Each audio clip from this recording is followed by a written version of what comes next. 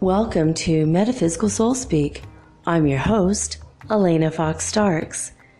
Hey guys. So I have some strange news, I guess, mystical news, earth changes, style news tonight. According to spaceweather.com, there is a massive sunspot that is a part of the old solar cycle 24. What the heck that means, I don't know. But remember about a week or two ago, I told you guys that there was a massive sunspot that was starting to form, and they were like kind of confused because there was like literally zero solar activity, zero sunspots, and then the sunspot formed, and then the sun rotated and the sunspot went to the back of the sun.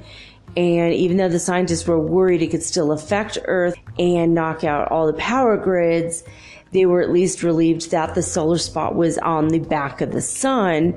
So if it does release and the electromagnetic energy, the plasma bursts forth from the sun, it would be in the opposite direction of Earth and thereby not really totally affecting us that much. Well, that's coming around again.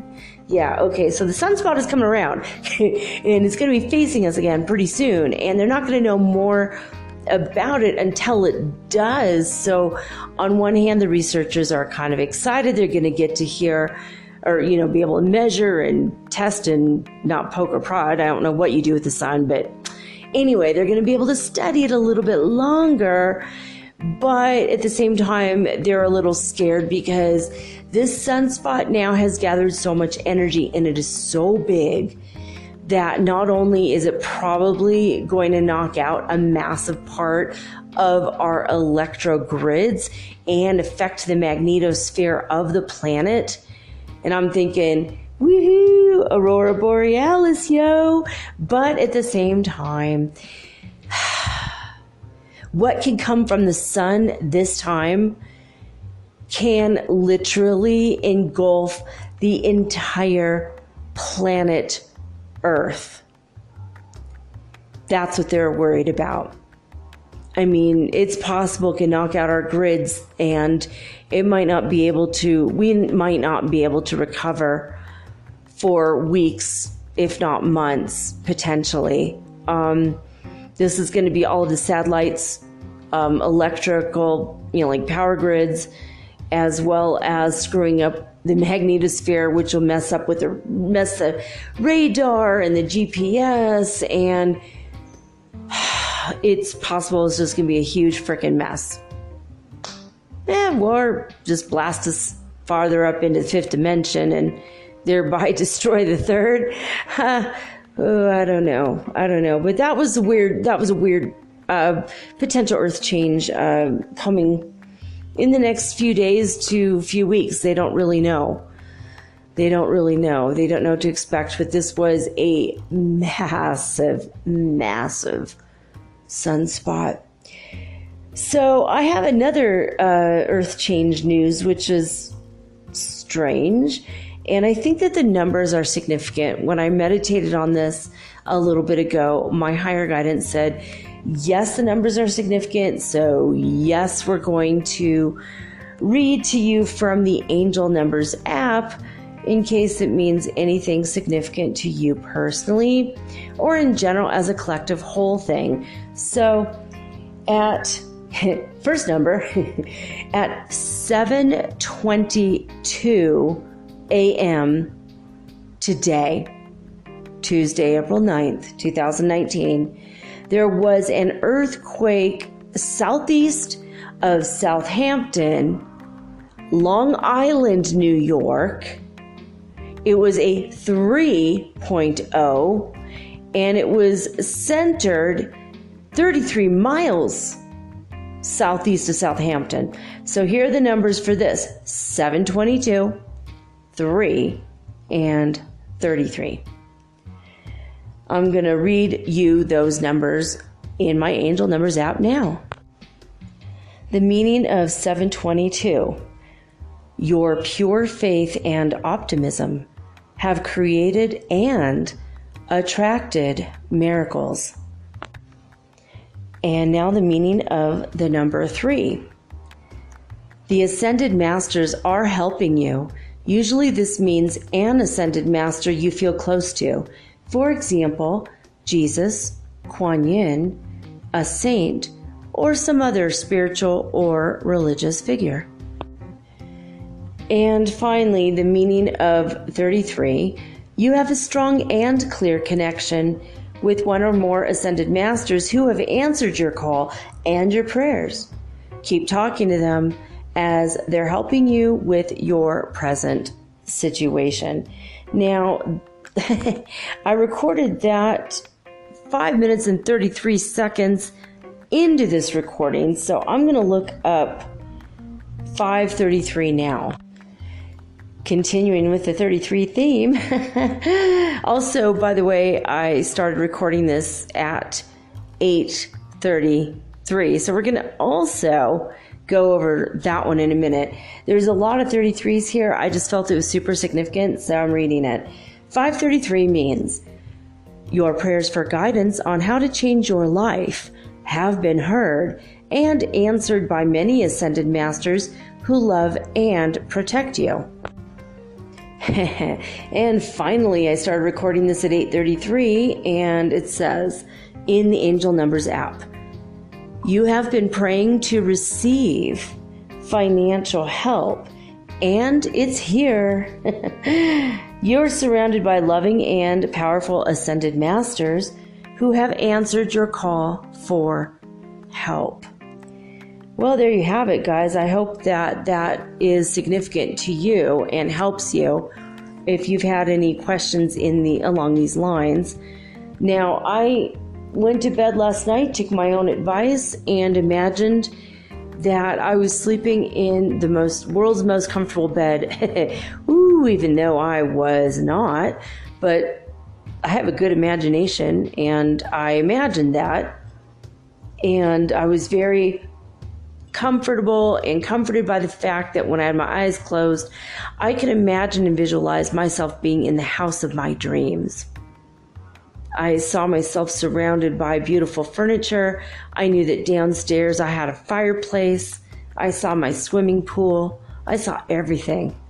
I was so excited, that when I fell asleep, I had started to actually believe I was in my home. So today, this afternoon-ish, or morning, actually, I got up in the morning, went to bed in the morning, got up in the morning. So 4 or 5 hours of sleep only. But I couldn't sleep, just too excited about life suddenly. And I'm sitting here, and I was just kind of getting my first cup of coffee started. I look out the window, and there's puffy white clouds and a pure, beautiful blue sky. And as I look out, 3 separate clouds merged and formed a perfect Hebrew letter, Beit or Beth. There's like 3 or 4 different ways to say this Hebrew letter. Beth, as in the word Bethlehem. Beth means house.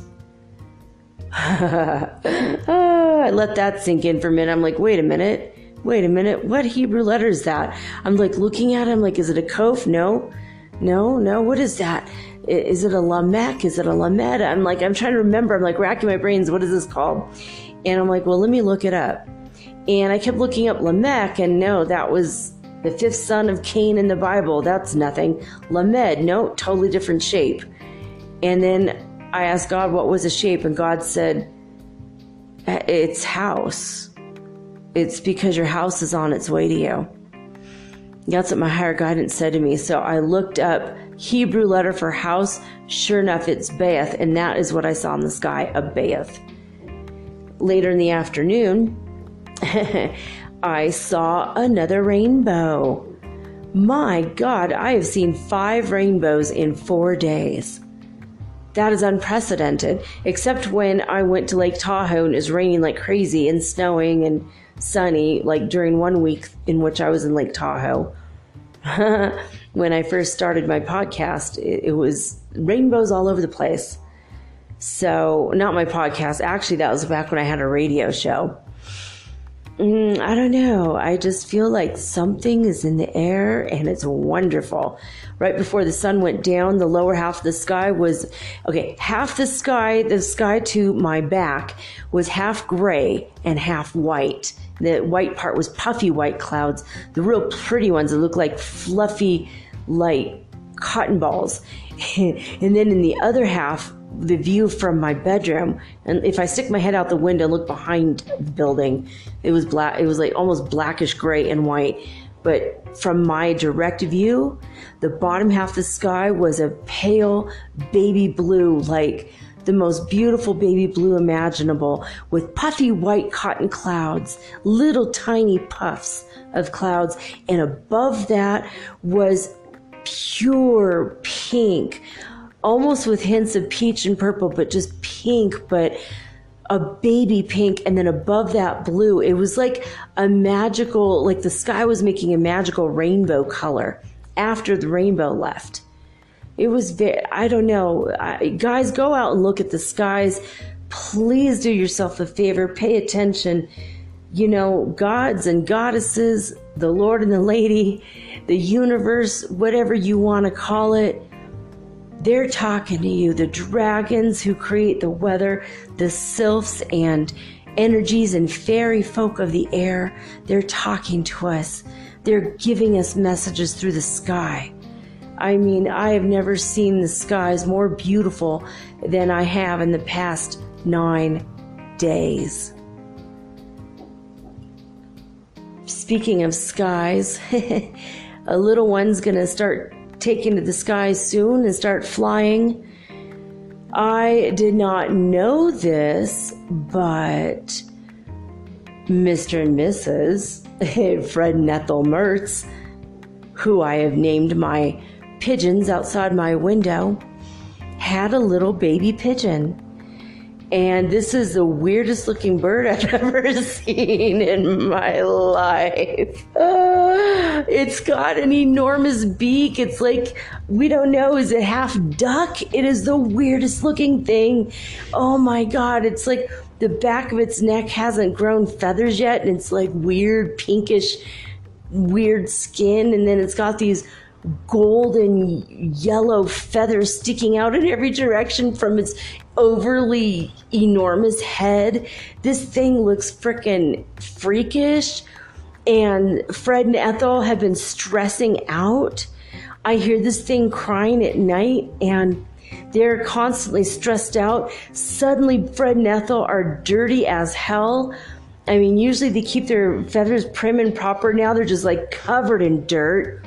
They're both stressed out and freaking out. They're flapping their wings at my window, asking me to rescue them and help. And they're like knocking with their beak. When I open the window, they don't have time to play coy. They will hop in my hand and beg me. They'll start pecking at my hand, asking me for more seed. Like this bird is like a little monster. This baby, I call him Freddy Jr.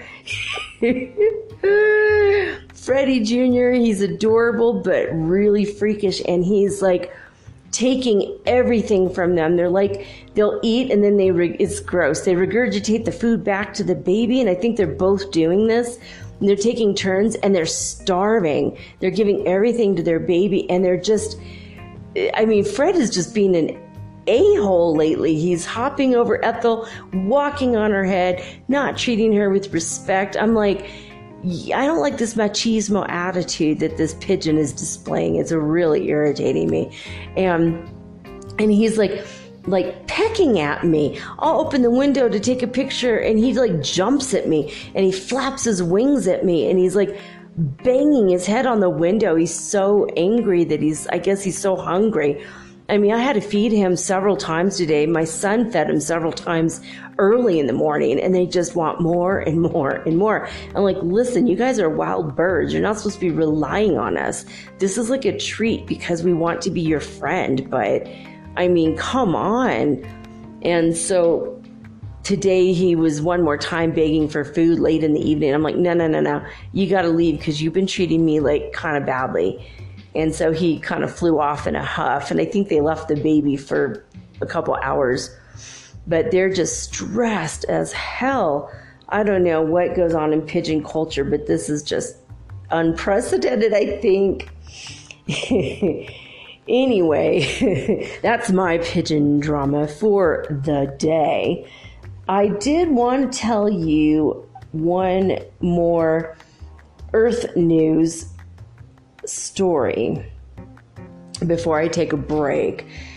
Now, according to the Schumann Resonance news from disclosure.it, it says, today's amplitude remained above 15 hertz for about about 5 hours. Okay, I'm sorry, I just moved. Okay, 4:09 today. The activity of these first hours indicates slight movements with amplitude that has reached 11 hertz several times, but nothing relevant. And at 17 UTC, the evening report, the only word is calm. I wish they could just transmit that energy of calm to the pigeons. Yeah, this family's got to work this crap out. I might take a couple days and go to the jungle and leave these people to themselves for a couple days, these pigeon people. I mean, I've been threatening to go to the jungle for a couple days. I want to go hug a monkey, and it's rainy season, so part of me is like, I don't want to go in the rainy season. Another part of me is like, yeah, but you see more animals in the wild when it's a rainy season. They all come out. So, I don't know. We'll see. So, I don't know. Let me know what's going on with your skies. I am very, very, very curious to know what you guys have been seeing in the sky, what you've been experiencing. I mean, I'm just in awe every day. I just feel like God definitely exists, and He loves us enough to give us the glory and beauty in the sky that He does every single day, or she does, they do. I mean, it's blown me away. Honestly, it's just humbling me. I feel humbled before the universe and the creation that we find ourselves in every single day. I know for a fact we're in the fifth dimension. Other light workers are starting to finally get the message and starting to say what I've been saying, that, oh, look, we've just kissed 3D and 4D goodbye. I told you guys on the final day of March that was it. That was the end. Go listen to my Angel of Death episode. You'll understand what I'm talking about. And now that we're in the fifth dimension, we all get to be around 29, 30 years old forever. Except people that were younger will stay younger. But my hair every single day is being restored its full, natural, original color, like when I was 20. And it's coming back like every day.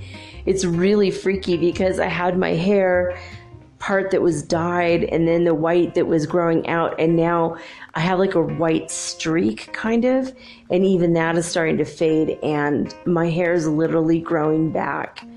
It's beautiful strawberry blonde, and even that is turning a little bit darker back to the original color I had. So I don't know. I mean, is it because I'm drinking this hot Jello tea? Maybe because I have more protein in my diet. And those 2 amino acids that you can only find in Jello, perhaps that's what I was missing. I don't know. I'm on antibiotics still. I'm almost finished with that. I have a couple more, 3 or 4 more days. And also the prednisone, and I'm getting better. A little coughing today. But I found out my oldest son is sick. He was hiding it from me. And his fiance told me that he's had a cough all week. I'm like, oh man, I don't know if he's empathing my illness or if I'm empathing his.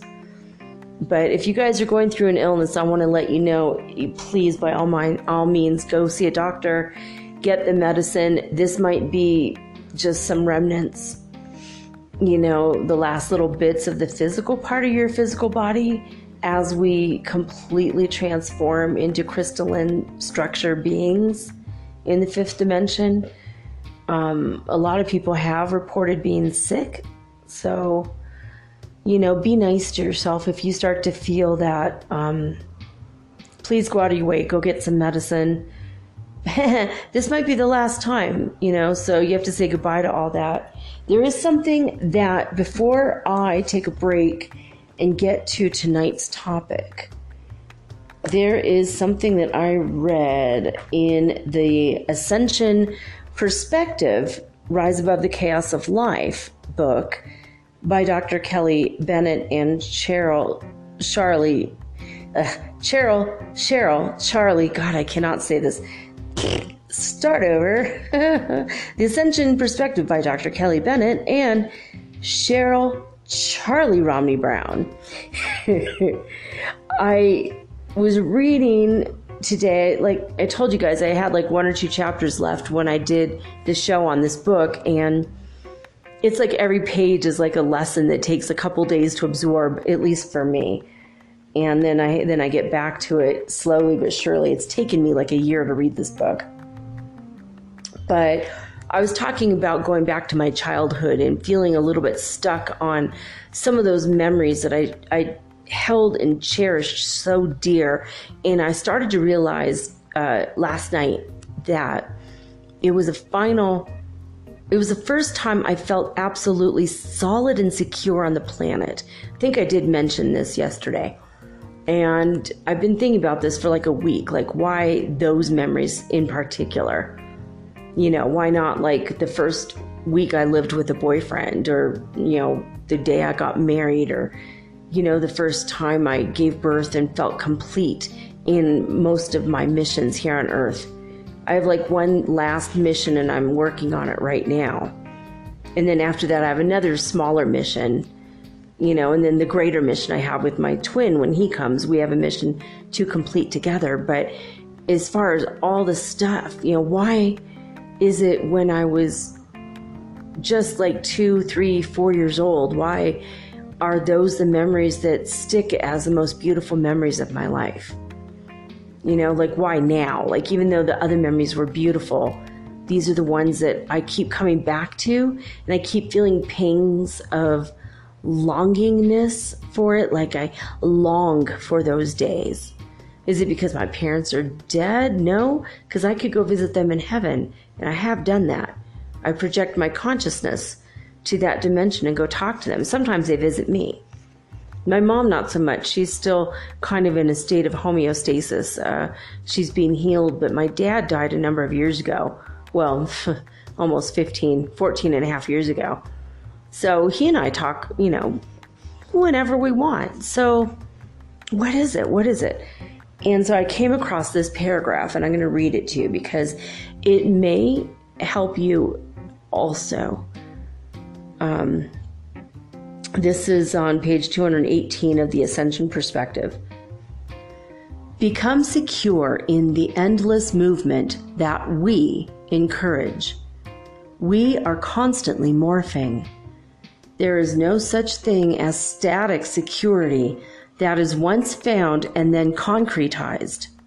Like concretized. False security is no security. Without fluidity, life stops. You are now moving from false senses of security towards the real thing. Get ready by enfolding movement and change. If excitement is what you are looking for, our movement provides it. Become masters of change and its possibilities. Simplicity helps. So,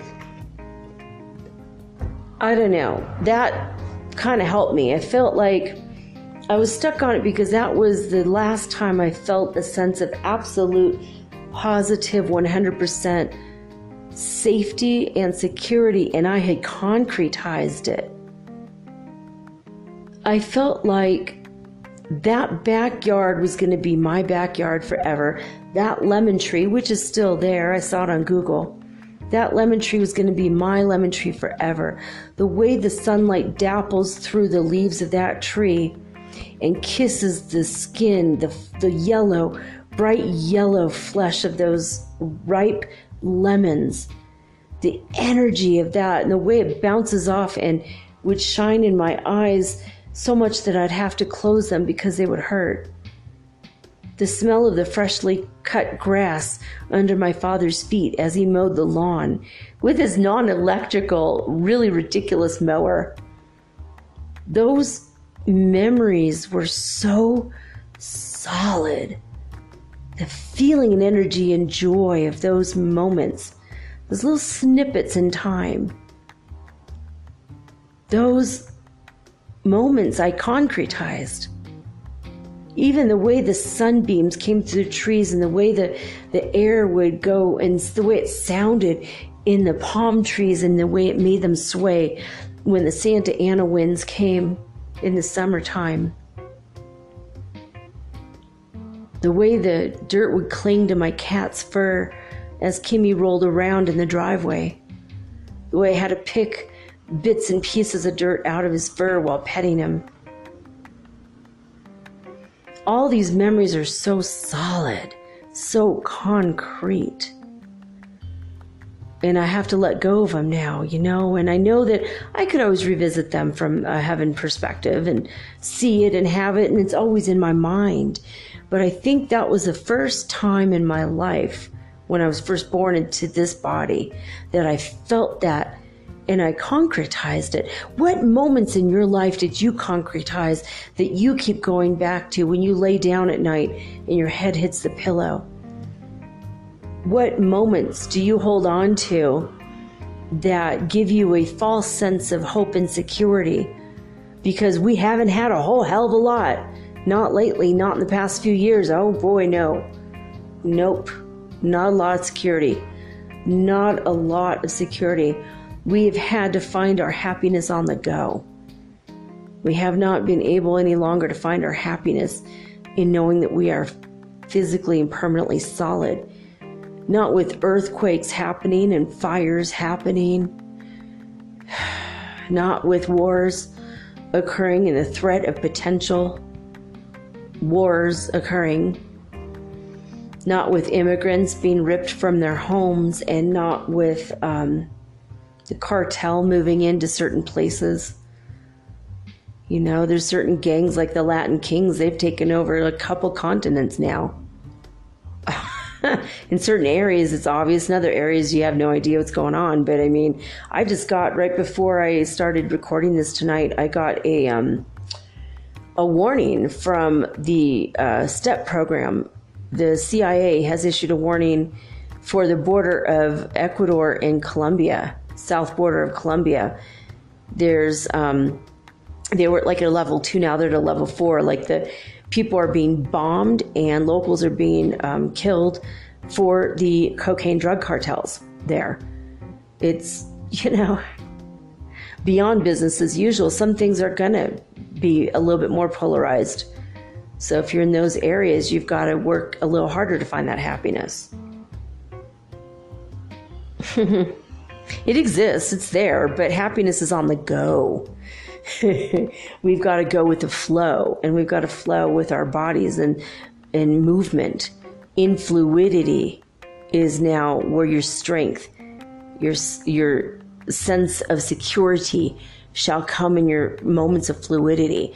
Fluidity means life. Liquidity is life. Liquid rainbows, that's life. That's where you've got to gain your foothold. The changes of the wind is where you should secure your foothold. Your stronghold should be in your spirit and in your soul now. It's different. Everything is different. I'm aware, I think, that people have lost loved ones lately. I feel it. I think my twin flame might have lost somebody recently, a couple days ago. And I feel a deep sense of sorrow and an energy of not wanting to stop, but stopping, like a mourning energy. So if you're my twin and you're hearing this, I'm sorry. I'm sending you love and light to the best of my ability. You know, a lot of people have been leaving. You know, it's not a surprise. A lot of people are leaving the planet. And you know what? That's okay. Not everyone can handle ascending all the way like this. This is a lot of freaking energy. A lot of newfound responsibility and a lot of craziness that we didn't remember that we signed up for. But we did. We did. So, I don't know. There's some food for thought, things you should think about. I am going to come right back in a moment. And tonight's topic is pretty exciting, actually. Tonight's topic is bilocation. No, I'm not talking about filming in two places for a movie that was filmed bilocally or in two different places. I'm talking about the idea that we could be at two places at once, physical and solid. Are we really solid? I don't know. But I have two incidences that occurred to me personally. I will be telling you my two bilocation stories.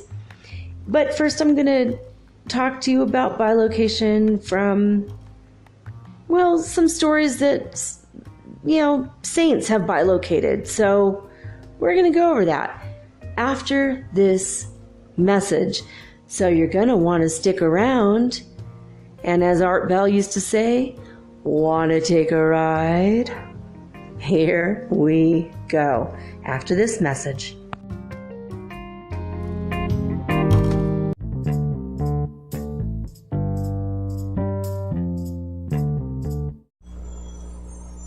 Hey you, have you ever thought about having your own podcast like me? Was it even a New Year's resolution? For me, it sure was. But as I've been looking into this for months, I was daunted. There's so many questions I had. When I was trying to get this off the ground, I was wondering, how do I record the episode? How do I get it across all the platforms? How do I get my podcast on Apple Podcasts when I don't even have an iPhone? How do I get it onto Spotify and all the other places? How do I get people to listen? And how do I make money from my podcast? How do I edit it? Oh my God, I had all these questions and I was so confused until I discovered the simple answer is Anchor. Anchor is a one-stop shop for recording, hosting, and distributing your podcast. Best of all, it's 100% free and it is ridiculously easy to use. And now Anchor can match you with great sponsors too, so you could get paid to podcast. All you need to do is record it. You don't have to go out and look for people to advertise on your show. They help you. So basically what I like about podcasting is I don't have to have a video of myself. You don't know if my hair is dirty or if I'm still in my pajamas or even if I'm wearing makeup. Haha. And it's so easy. I could do this from the comfort of my own home in my living room using this amazing app right from my cell phone. So easy, right? So if you've always wanted to start your own podcast and make money, by the way, doing it, please go to anchor.fm/start. That is anchor.fm/start to join me and the diverse community of podcasters that are already using Anchor. Again, that's anchor.fm/start. I can't wait to hear your podcast, and I can't wait to favorite you. Woohoo! Let's be broadcast podcast buddies. I'll see you there.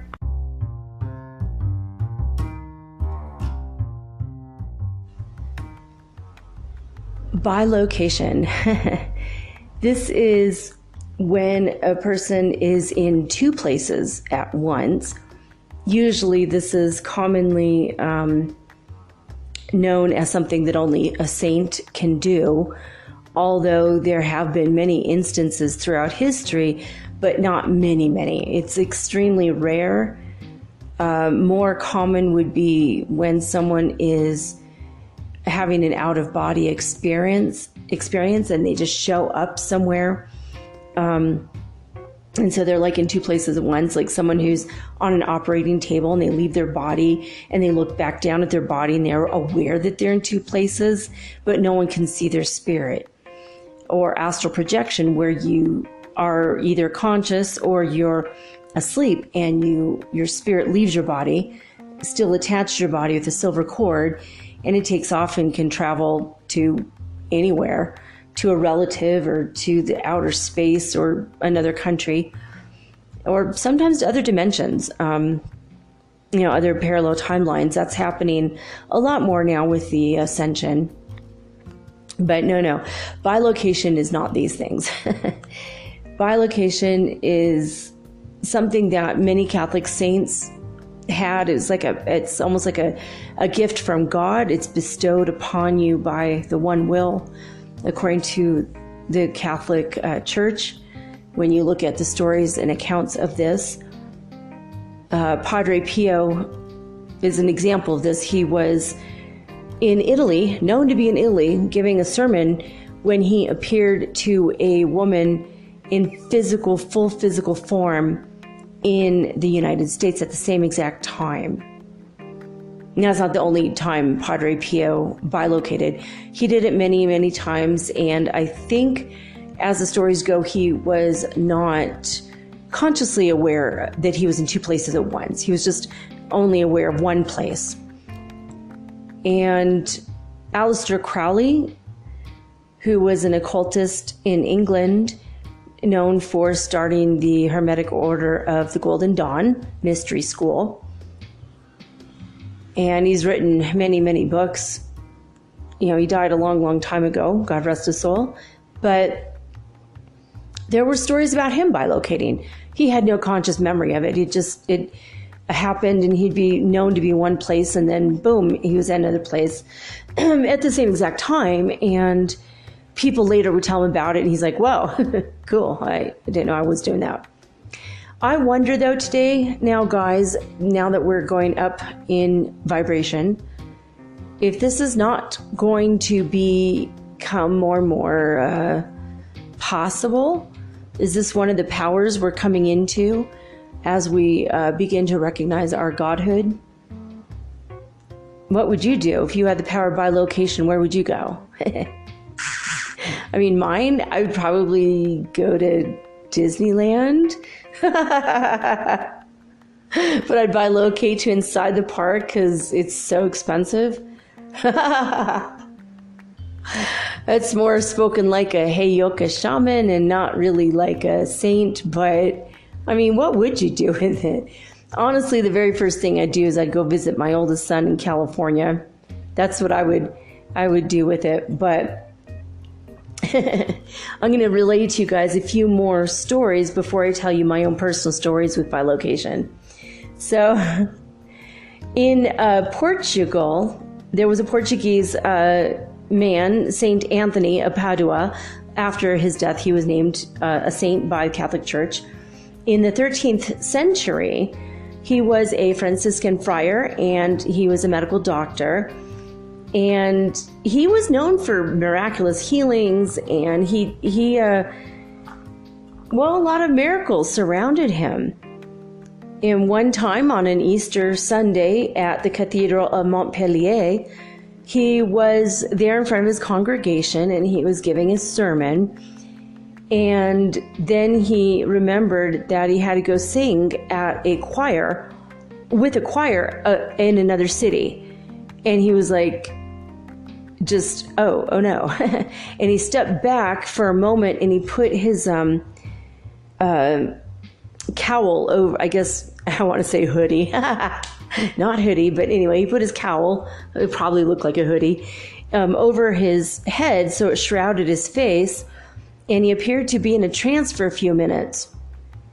And then when he stopped, or like after a few minutes, he stopped being in the trance, moved the cowl back, and continued giving a really wonderful sermon. Well, later on, it was discovered that at the moment he was supposed to be singing with the choir, he appeared in the church, walked over to the choir, sang with them, and when he finished, he left the church, and that's when, the same exact moment, several cities away, he started to orate again, when he was speaking. And the witnesses of this said that he was speaking as if nothing had happened, if he wasn't like completely still and silent for a moment, just standing there doing nothing. And then when he spoke again, it was with incomparable eloquence.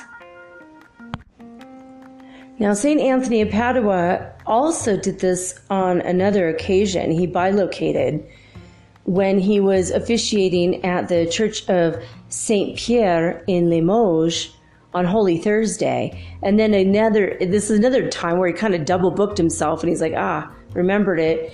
And once again, this time he knelt at the altar to pray, and he just kind of went into like a trance-like state, stopped moving.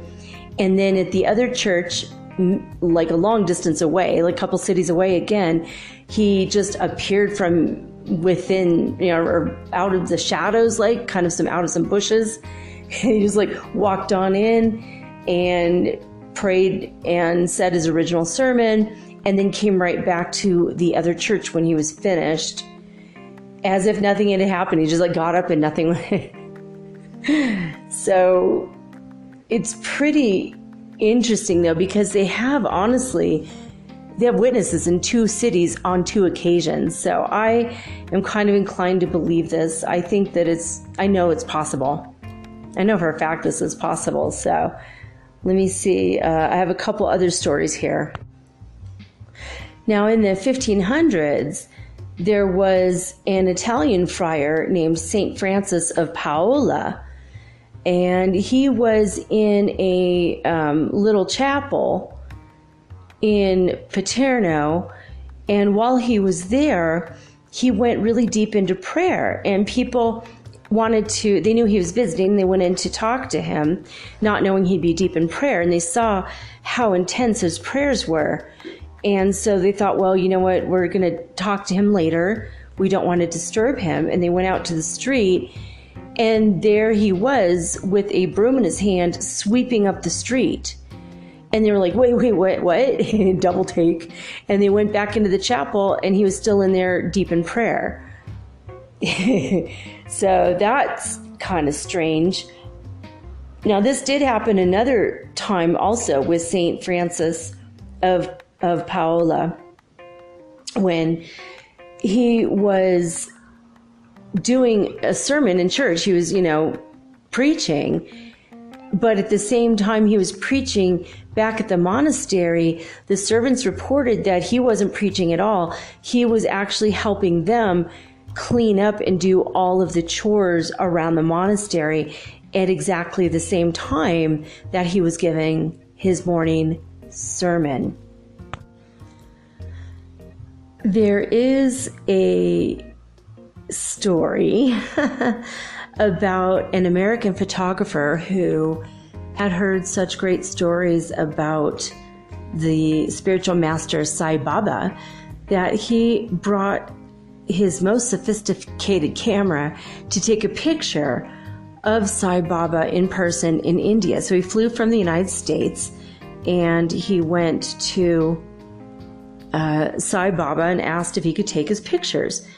But when he got ready to take the pictures, he realized he had used up all of his film, and he was really disappointed. He's like, oh man, I don't have enough film to, it's insufficient.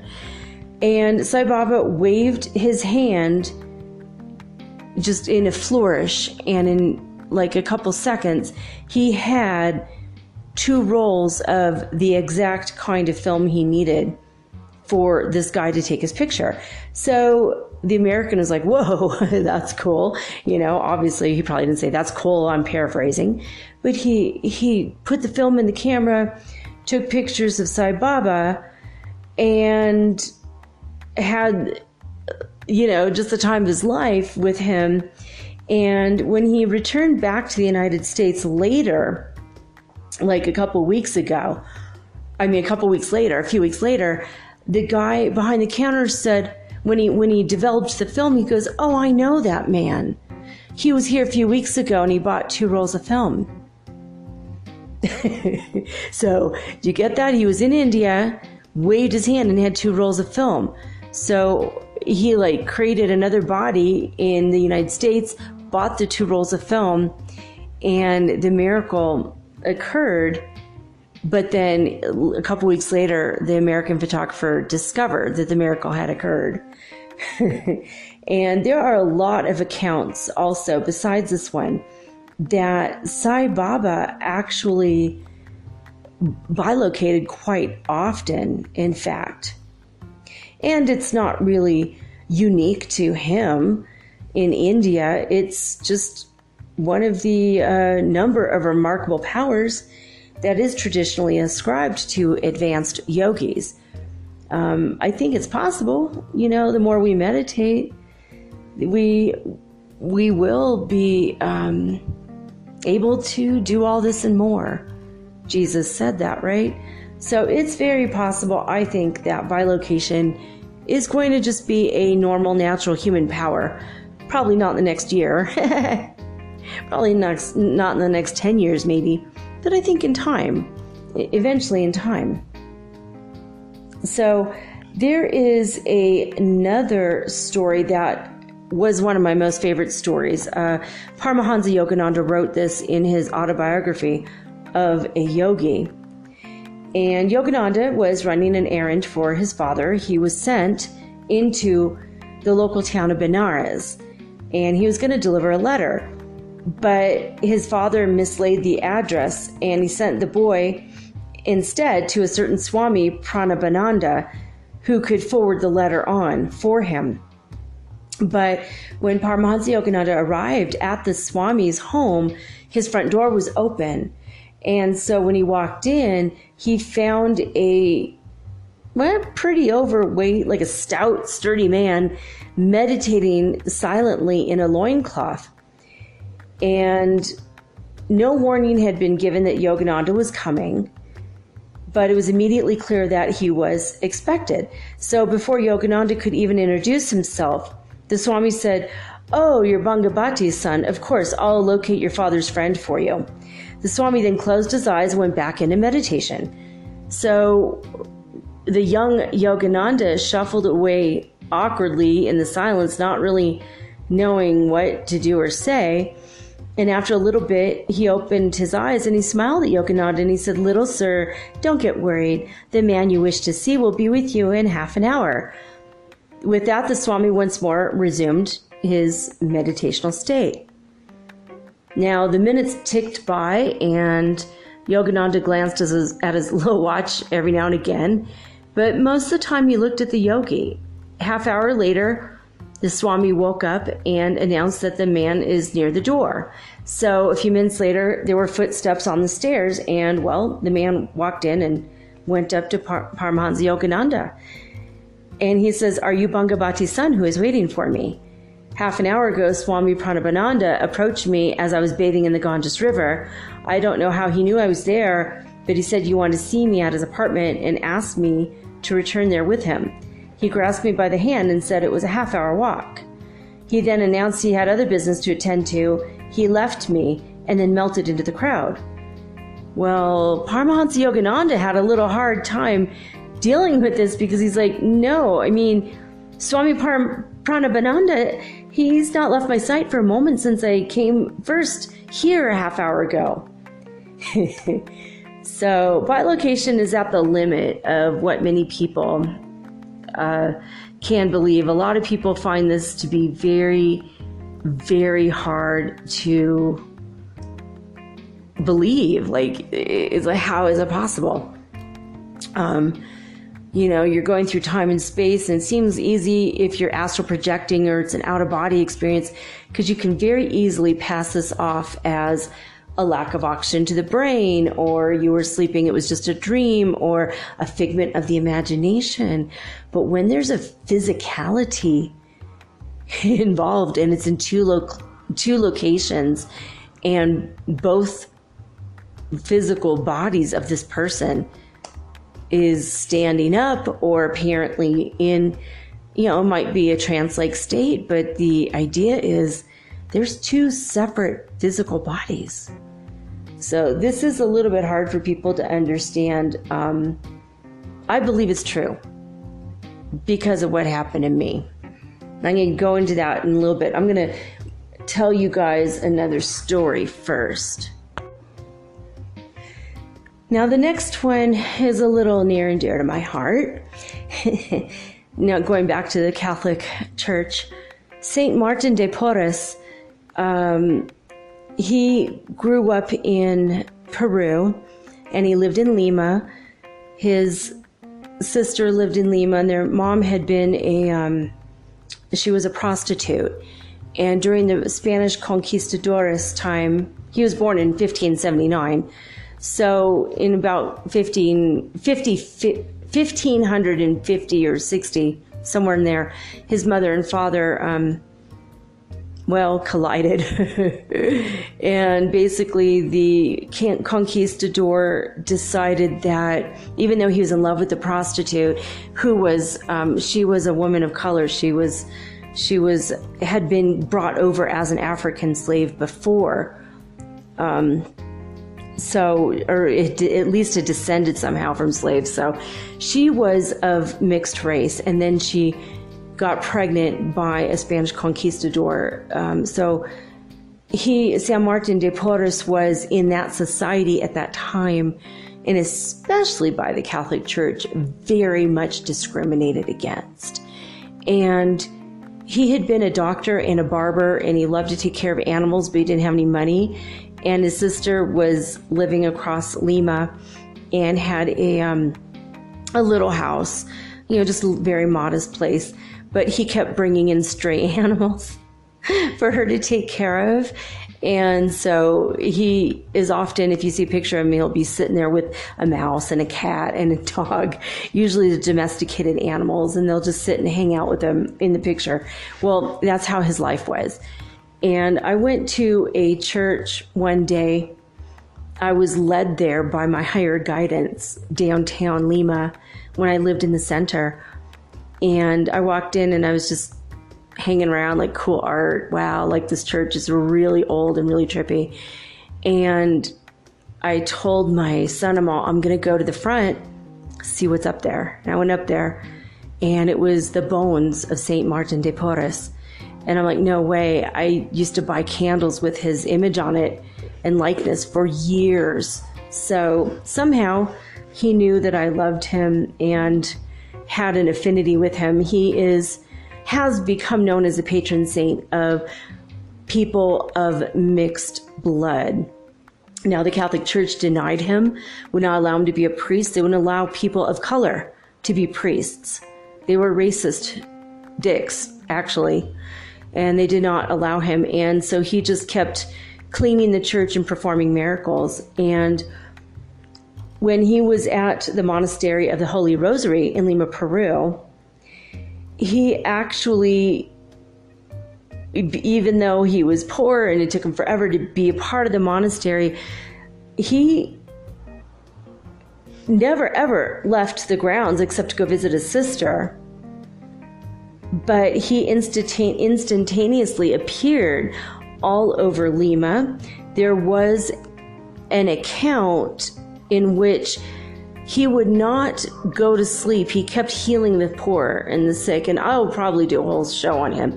But they had to lock a door to keep him out. Well, in the morning, the person was better, and they said because Saint Martin, Martin had been, or Martin had actually attended to him over the night. So all night long, he sat with this guy, even though the doors and the windows were still locked from within the room, and there's no way he could have gotten in except for through bilocation. But there are accounts that he also appeared at the same time while he was in Lima. He appeared in Mexico, Africa, China, Japan, France, Algeria, and the Philippines. And he was seen to be distributing food to the poor, helping little children, preaching, and tending to sick people that he did heal. There's many, many well-documented instances of San Martin de Porres. So in spite of his cruel upbringing and like the cruel circumstances, and it wasn't like the circumstance itself was okay, but the fact that the way that the society looked down upon his mother and him, and was like, she did all she could. They wouldn't give her a job. She couldn't get a normal job because of her skin color. It's very, very racist in Peru. I mean, I lived there 18 months. I encountered a lot of racism when I was there. I mean, even like just towards anyone who's not exactly like the people in that neighborhood, no matter what color you are. You could have been, yellow or green, and the same thing. People just treat you crazy, like, you don't belong there. And that's at least what I encountered when I lived in various parts. In the center, people are very cool. For the most part, I would say 90% of the people were all right. But I lived in a really remote location south of the city, and it was very, very dangerous. I do not recommend that place for anyone to live. But basically, I'm going to read a little one documented instance of Saint Martin de Porres, and then I'm going to tell you guys a couple things that happened to me. Not nearly as cool. I didn't go anywhere to heal anybody. I wasn't healing anybody yet. So, all right. It says here, this is on the mysteriousuniverse.org website, and it says, "Seeing double strange cases of bilocation" is the name of the article. One well-documented instance of Martin's bilocation was when he made a series of visits to North Africa, where his work tending to the sick and clothing the poor was admired by a man who had been held prisoner in Barbary. Martin had come to him as well as offer aid. When the man was finally released, he in later years found himself in Lima, Peru, and he visited the monastery there, where he happened to run into Martin by chance. He immediately tried to thank him, but Martin pulled him aside and told him, "Do not speak of what happened in North Africa," because he did not want his supernatural powers to be widely known. So during these mysterious events, Martin was said to be able to communicate fluently with people in any language, despite the fact that he had never studied a foreign language in his life. He also claimed to be able to appear even within locked rooms, which I just told you about. I read that on a different website years ago, and prisons, where he would help the people inside. And he would show up in a prison in North Africa many, many times to bring food and money to a man who was wrongly imprisoned in Algiers by the Turks. The man eventually received enough money from the bilocating saint where he was able to pay his own ransom for release. So, yes, Saint Martin, he is an incredible guy. There's a lot of things I will talk to you about. In fact, I will probably channel him at some point. When I was in the presence of his bones, I could feel, literally looking at his skull through a glass coffin. Creepy AF, but at the same time, the energy radiating from his bones, he was the real deal. Absolutely, he was a real saint. Anyway, so these are just some ideas of how people bilocate or why. Now, what I'm about to tell you is not all that impressive, like by a long shot, but it's something that actually did happen to me. And I'm going to tell you the lesser of the two stories first.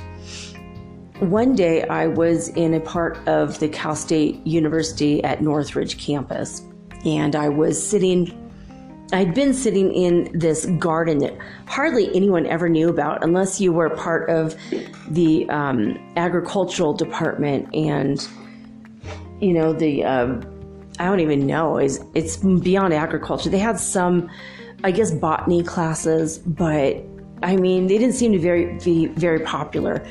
There was this park I used to hang out in, and I used to climb a tree, and I would hang upside down from that tree, and I'd hook my feet into it, and it was so comfortable, and I could never fall from it, just the way that it was. And I would take a nap, and sometimes I'd take a nap upside down,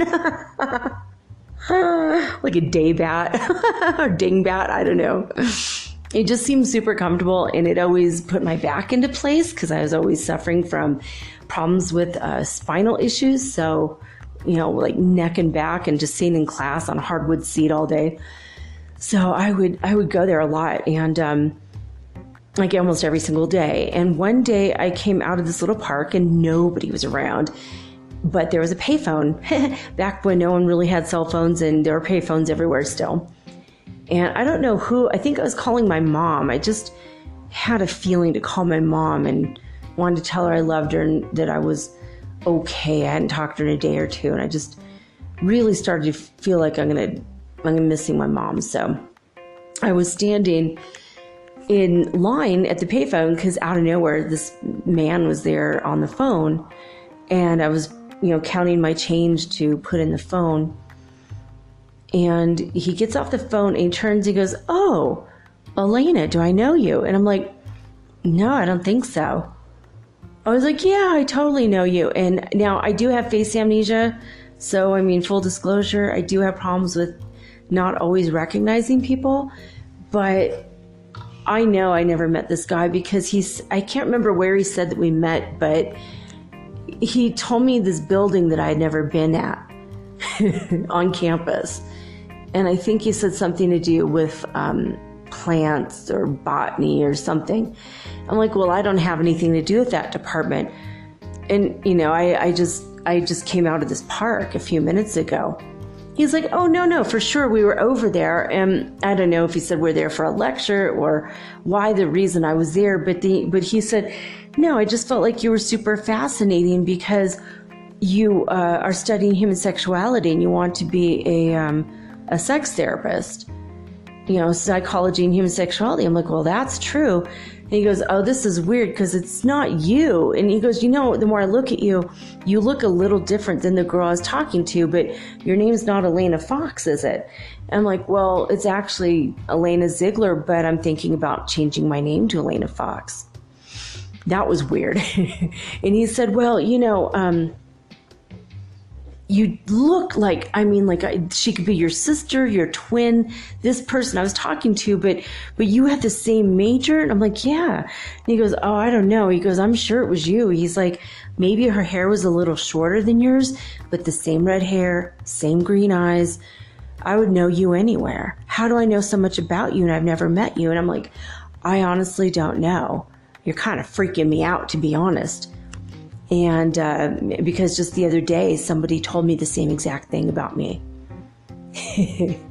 And he's like, "That is a trip." And I'm like, "Yeah, I know. I don't know what's happening with me, but like, apparently I'm showing up in two places at once." So I know we were like speculating, is it doppelgangers? Is it, I don't know what it is. Why am I suddenly out of nowhere? You know, I'm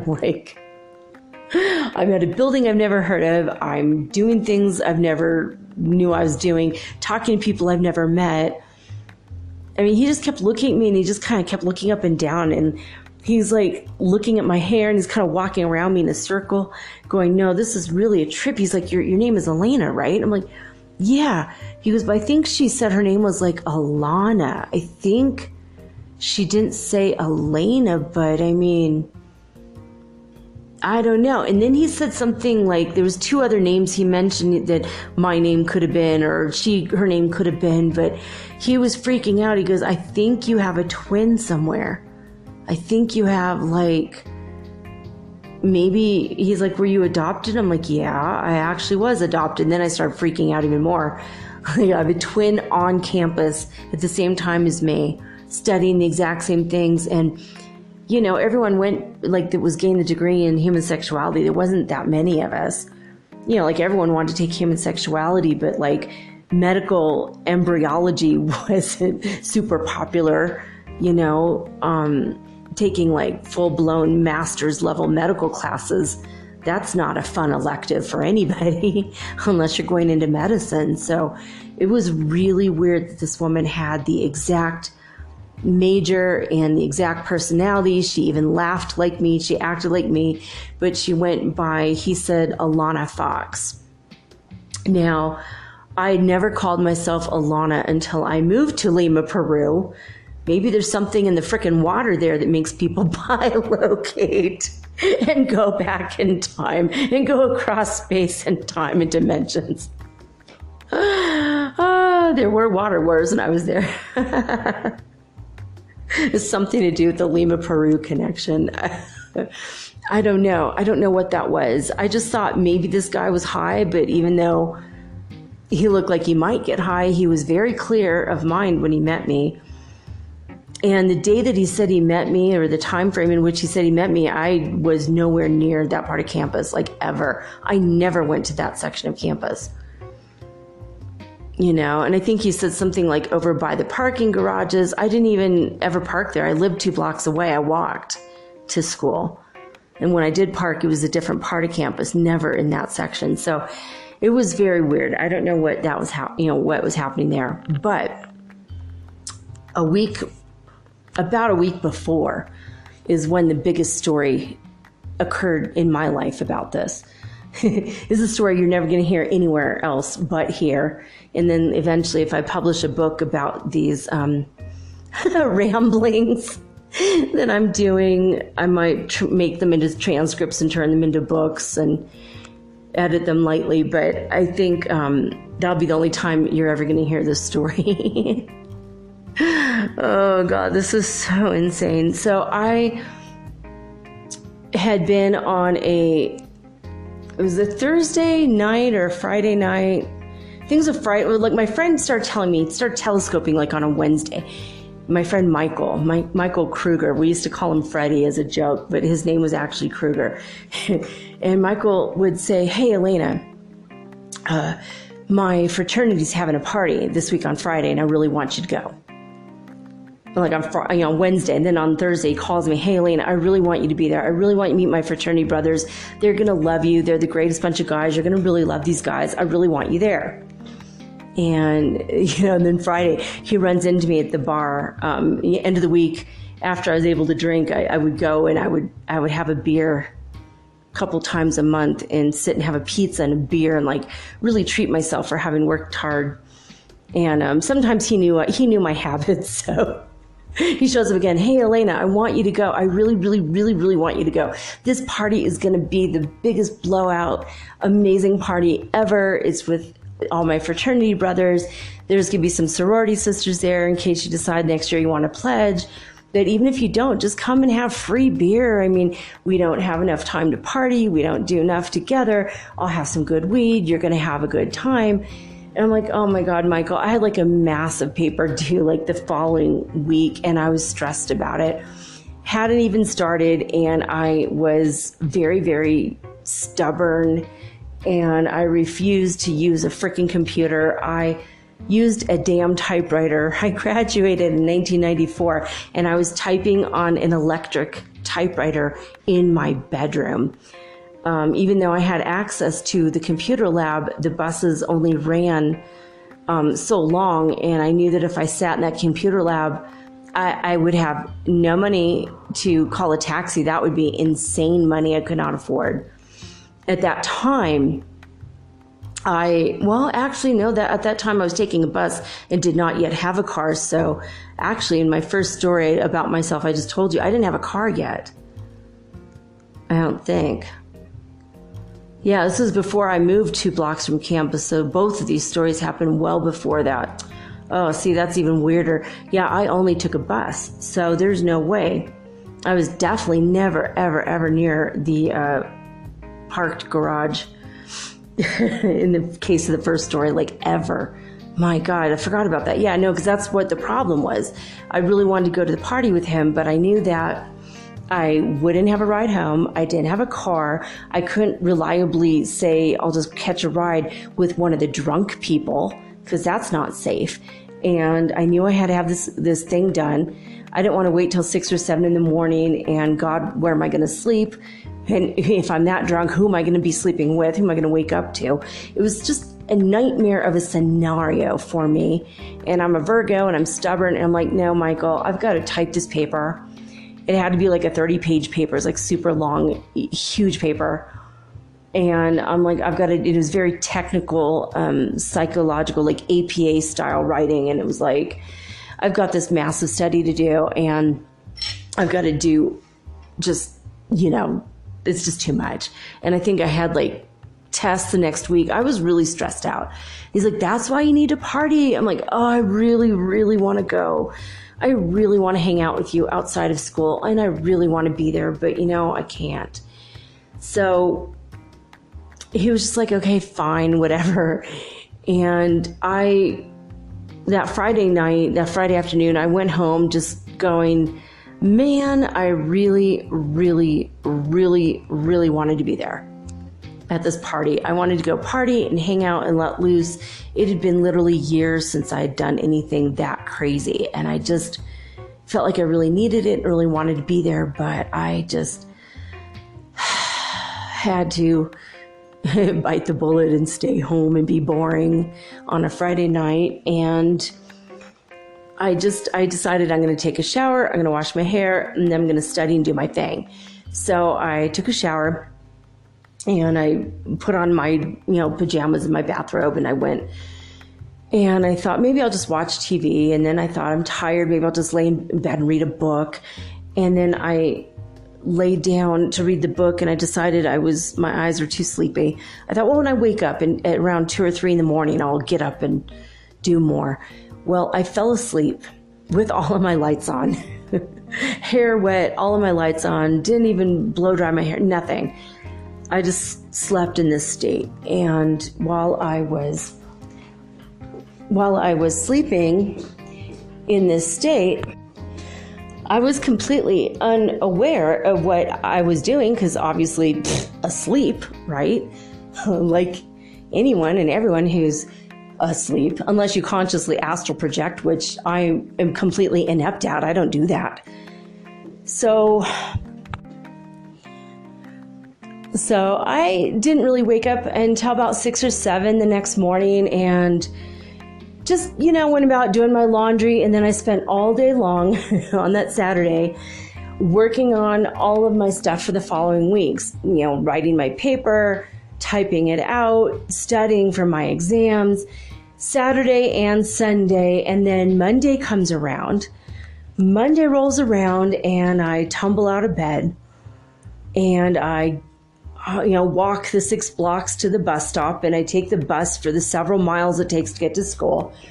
And I was late, I think I might have skipped my first class, or I know there was kind of at lunch. I arrived at campus at lunchtime and I walked into the cafeteria and I got my normal salad that I got.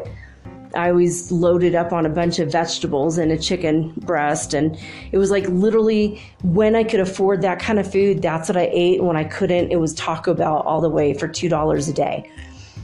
So I was a creature of habit, stubborn habit, Virgo, just stuck in my ways like an old man.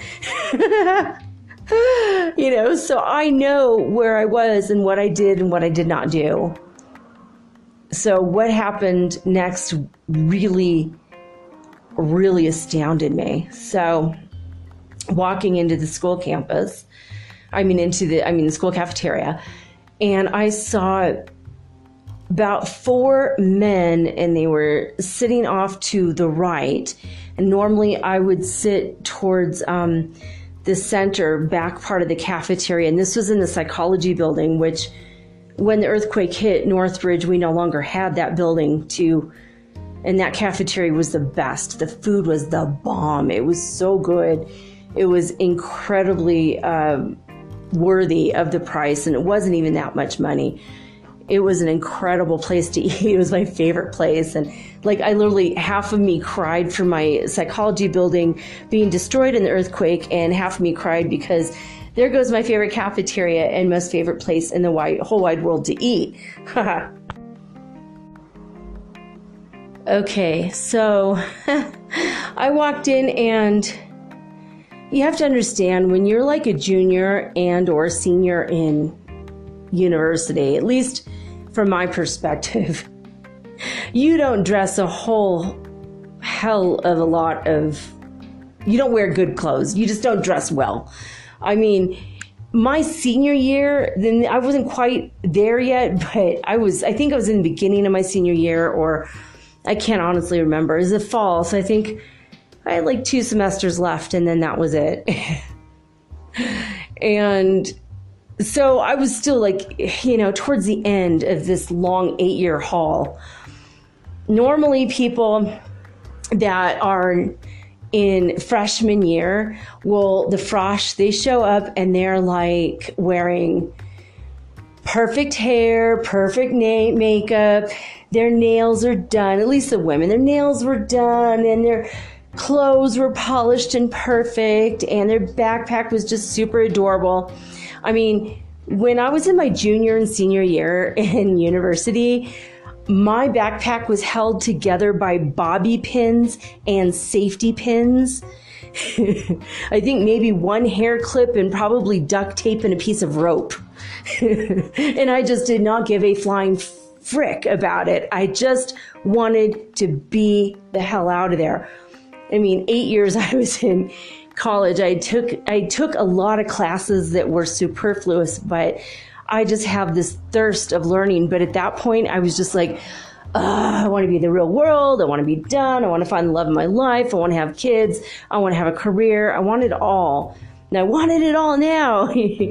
So when I showed up at campus that day in that cafeteria, I can't remember what I was wearing, but I could tell you it was probably along the lines of like sweatpants, or what I like to call my army BDUs, or my, just probably Army Navy surplus supply type clothes, and probably a tight white tank top with, probably my combat boots. And I probably just was looking crap. And maybe a lot of times towards the last couple years, I was always wearing like, flannel shirts, because Kurt Cobain was all the rage, Nirvana was all the thing, everyone was into that urban wear, and so I was always wearing my combat boots and my button down flannel shirts with a tight t-shirt underneath, and sometimes I would sexy it up with a kind of a lacy number underneath a flannel shirt, and then underneath the lacy thing it'd be like a little sports top or something. I always looked weird and I didn't care, and I always looked kind of sloppy. And most of the people on campus, you could tell the freshmen from the seniors, and I always kind of hung out with the guys and gals that had been there for a lot longer. And a lot of my friends were in the gay community, so I mean, we were all dressed kind of weird anyway. We had the gothic people, and sometimes we'd switch it up, and maybe one day a week we'd all be goth. I mean, we would just do different things. So, I mean, not coordinated, but, Anyway, so I walk in, and obviously I'm going to notice. Because usually when I met people that were men of color, usually they were the jocks. I knew the jocks, the people who played basketball, football. I never went to see anyone play any sports because I was always so into my studies, but the only friends I really had of color on that campus in particular. If they weren't gay, they were in the jock category. And that's just who I ran into. It's just who resonated with me at that time. And so I walk in and I find these people at this table. And this man, he was an African-American man, very tall, wearing a very, very slick suit. I mean, this guy dressed like money. And I think he was in like a program to be, I don't know, maybe he's going to be a banker or a financer or something, like super, like he just screamed out money in his energy. And he was handsome and smelled good and he was sexy. And I was like, holy crap, I'm not even dressed to meet this gorgeous man. You know, he was just someone that in 2 frickin' seconds, I would just be, okay. And I would probably change my wardrobe for him, you know, because that's how I was back then. I don't change my will to fit in with other people anymore. But back then, I kind of still was that way, you know. I was real young. I was in my 20s. And I'm like, ooh, he's a tall drink of water. And he's handsome. He's handsome.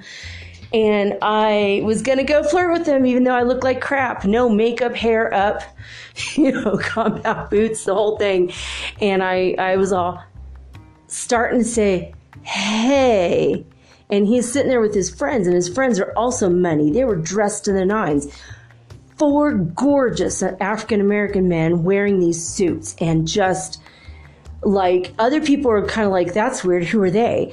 Like people are like, you know, they work for the administration, and who are they? Ooh, maybe they're going to have a job fair. They look like the guy, they were students, but they look like people who would come to campus to recruit people for like a bank or I don't know what, but these guys looked like money. Okay, so I was all, he's kind of cute. I'm going to go talk to him. I could do a little flirting. So I walk over. Before I could get one word out, this man looked at me and he goes, Elena Fox, I can't believe it's you. And I'm like, what? Nobody really knows that I go by Fox. It's my model name, right? I'm all, how are you calling me that? Because it was on all of my modeling stuff when I was trying to be an actor in Hollywood and when I was a model back in the day.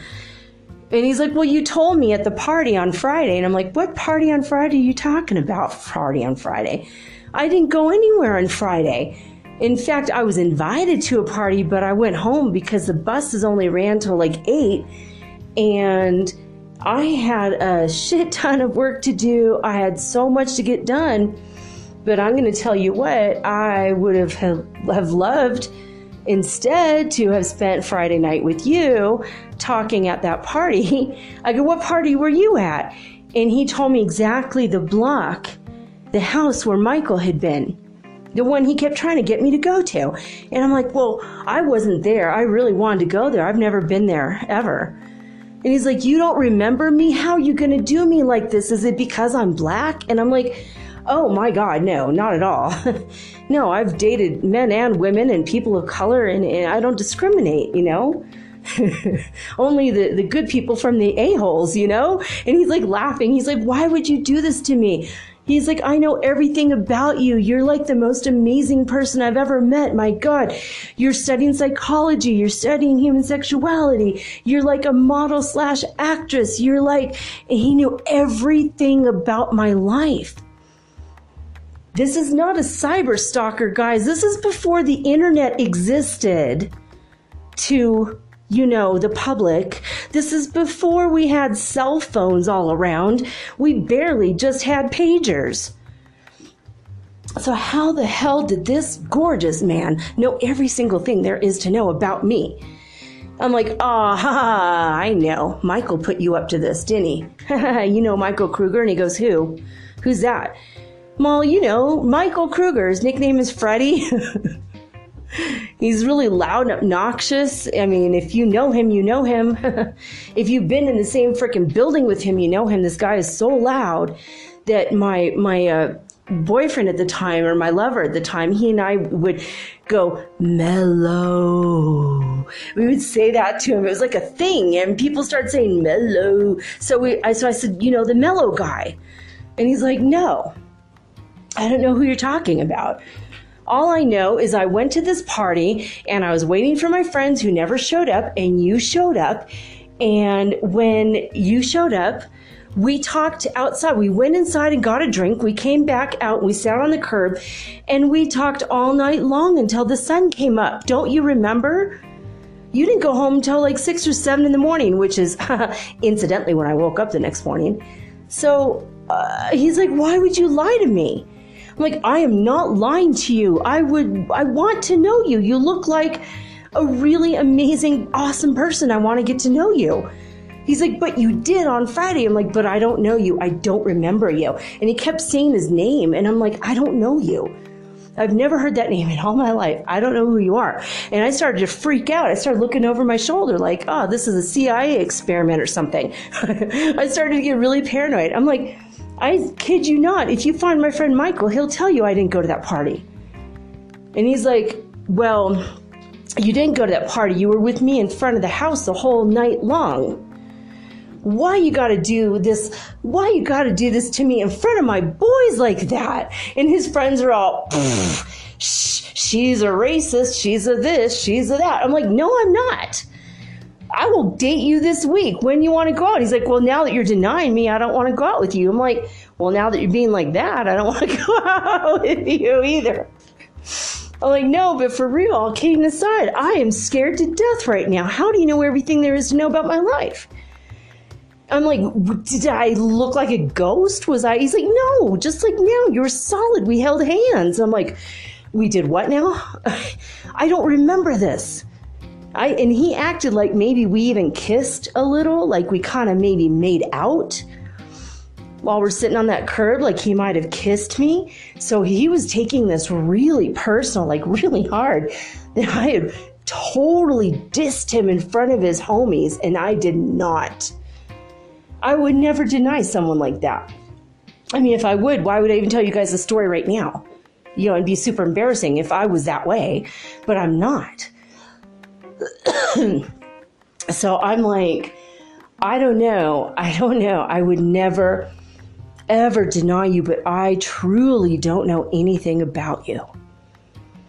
And then he started to get the chills. And I mean, if a black man can go white, this guy went white for a minute. He had a look on his face and the blood kind of drained from his face. And then his friends, they stopped smiling and they started looking at me, and I go, I swear, I will swear on a Bible or whatever you want me to swear on right this minute. It was either not me or I was in 2 places at one time, and I do not remember you. And he just looked at me like, all right, all kidding aside and all like, joking and everything. He's like, you swear? I'm like, I swear I would never deny you. I would never hurt anyone like that. I have no reason to hurt you. You seem like a remarkable person, and I want to get to know you actually now. I was attracted to you right this very minute when I saw you now for the first time. That's why I want to go and talk to you. I'm all, wow. He looks like, someone I want to know. He looks interesting. Looks like money, He's going places, and I like that. I like people that are movers and shakers and ambitious people. I love that. And have that vibrant charisma, and he had that. And he was handsome, and tall. So I'm like, no, I would never deny you that. And he just got so scared. He just said, now I'm really, really scared. I think I don't know, I saw your doppelganger, or I saw a ghost, but you were solid and we held hands. Like, I don't know. And we just sat there scratching our heads and looking into each other's eyes for like 5 minutes, not really talking, trying to figure it out. And we couldn't figure it out. And he goes, this is too fucking spooky for me, man. I gotta go. Like, it's kind of freaking me out. How can I be in 2 places at once? Honey, I didn't go because I didn't have money for a taxi. I don't own a car. How did I show up? He said, you walked. I'm like, I did not walk 6 miles. No, I'm too lazy to do that. I know myself. Ask my friend Michael. He knows I'm too lazy. He's got to give me a ride half the time to school. I'll call him at the last minute. Michael, come get my ass because I'm too lazy to walk 6 blocks to the bus. So there's no way that was me. And yet it was me, and it was everything about me. He knew about my growing up in Minnesota. He knew I lived with my boyfriend in Santa Barbara who broke up with me. He knew every frickin' detail of my life. And the only explanation is that I bilocated to that party I wanted to go to so badly. I told you it's not a saintly story. It's a crazy story, but it happened to me. I attest to this very day, it's absolutely true. 100% this is a true story, but for me, this is one of my truths. But I don't know. I don't think people always bilocate for saintly reasons. Sometimes when you really, really, really want something, maybe it's possible. I don't know how I did it. I don't think I've ever done it since. If I do, I'm going to go see my son. Anyway, I would love to hear your stories. If you have any stories about bilocating in your life or anyone you know who has done it, it's freaking crazy.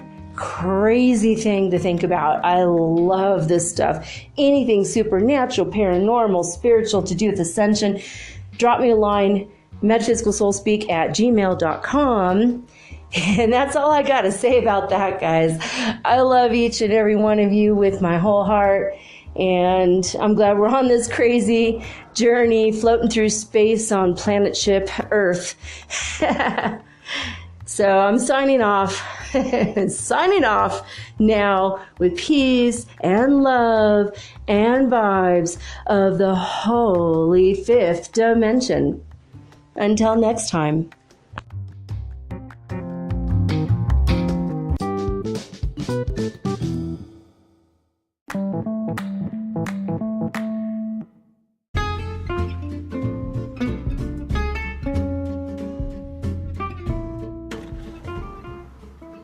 Metaphysical Soul Speak is run on sponsors and listener support.